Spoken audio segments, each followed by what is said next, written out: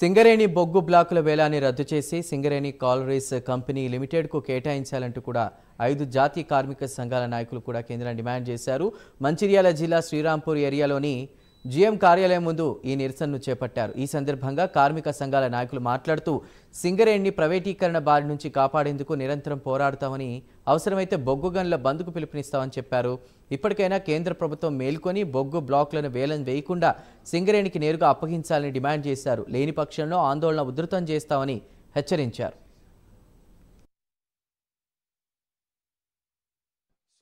స్వదేశీ పేరుతో గద్దెకెక్కిన బీజేపీ ప్రభుత్వం విదేశీయులకు, మల్టీనేషనల్ కంపెనీలకు ఇక్కడ ఉన్న జాతీయ సంపదను దారాదత్తం చేయడానికి బొగ్గు పరిశ్రమలో వేలం పాటలు పెట్టడం జరిగింది. ఆ వేలం పాటలకు వ్యతిరేకంగా మేము అందరం కలిసి పోరాటం చేస్తున్నాం. ఐఎఫ్టియు, హెచ్ఎంఎస్, తెలంగాణ ఉద్యోగుల సంఘం, ఇంకో ఐఎఫ్టియు, టీఎన్టీయూసీ అందరం కలిసి పోరాటం చేస్తున్నాం. దీన్ని దక్కించుకోవాలి. రాష్ట్రంలో ఉద్యోగాలు ఇచ్చే కంపెనీ ఇది ఒకటే ఉంది. రెవెన్యూ ఇచ్చే కంపెనీ ఈ రాష్ట్రంలో సింగరేణి ఒకటే ఉంది. అందుకే బొగ్గు బ్లాక్లన్నీ సింగరేణికి కేటాయించాలి.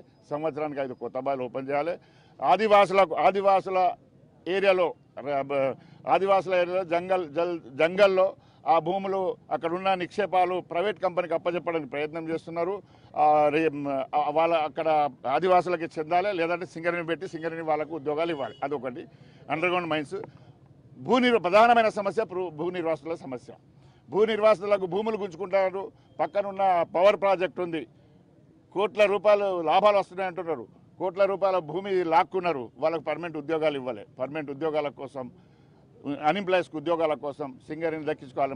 సంవత్సరానికి 5 బాయిలు కొత్త బాయిలు ఓపెన్ చేసి ఉద్యోగాలు ఇవ్వాలని దానిపైన మేము పోరాటం చేస్తున్నాం. ఆ పోరాటానికి కలిసి వచ్చే కార్మిక సంఘాలతోటి కేంద్ర ప్రభుత్వం, రాష్ట్ర ప్రభుత్వం